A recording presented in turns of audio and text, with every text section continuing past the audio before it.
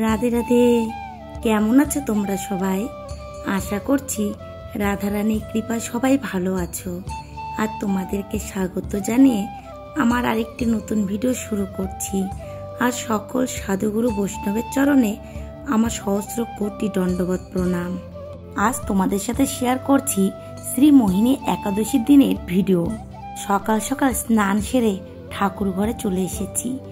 এসে আমার রাধা দামোদরকে প্রথমে জাগিয়ে নিয়ে তারপরে বাগান থেকে ফুল নিয়ে এসেছি। আর আজকেও অনেক রকমই ফুল ফুটেছে। আর অনেক ধরনের ফুল দিয়ে গোবিন্দে পুজো করতে খুবই ভালো লাগে, তাই না বলো?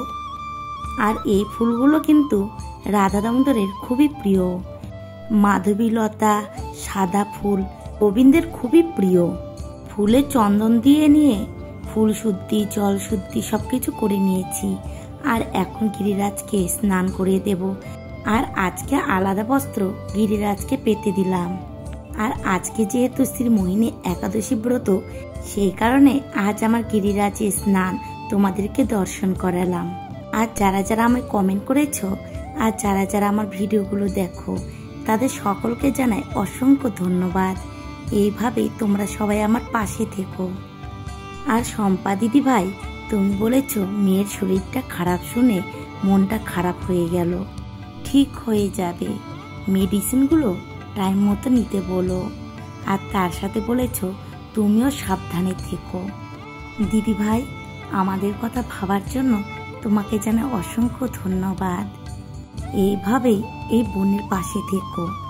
এখন দেখো গিরিরাজকে স্নান করিয়ে দিয়ে ফুল তুলসী অর্পণ করছি। আর সকলের চরণে ফুল অর্পণ করব। তারপরে পুজো অর্চনা করে নেব। আর পুজো অর্চনা করার পর আরতিও করে নেব। আর আজকে তোমাদের সাথে আরতি শেয়ার করছি না। এখন দেখো আমার পুজো অর্চনা হয়ে গেছে।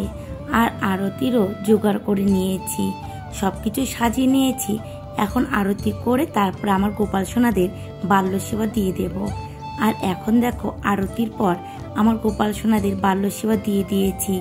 আজকে ছানা আর আমার দিয়ে আমার গোপাল সোনাদের সকালে বাল্য সেবা দিয়েছি।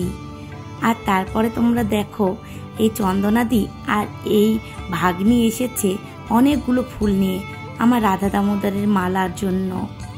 আর দেখো অনেকগুলো চাপা ফুল নিয়ে এসেছে। আর তোমরা তো সকলেই জানো রাধারানীর চাপা ফুল খুবই প্রিয়। আর তার সাথে অনেকগুলো ভ্যাট গোলাপ নিয়ে এসেছে।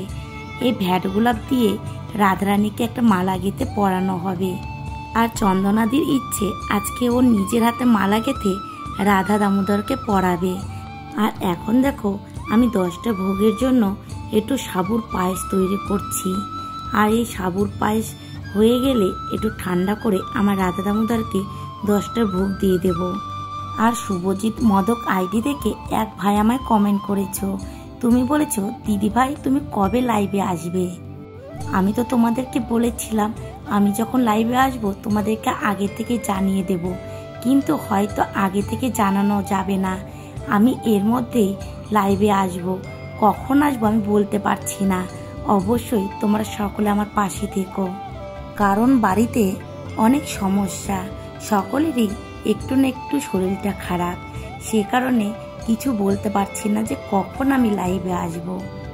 সেই কারণে তোমাদেরকে বললাম আমি যখন লাইভে আসব অবশ্যই তোমরা সবাই পাশে থেকো। আজকে ভিডিওটি আমি এখানে শেষ করছি। দেখা হবে পরে কোনো ভিডিওর সাথে।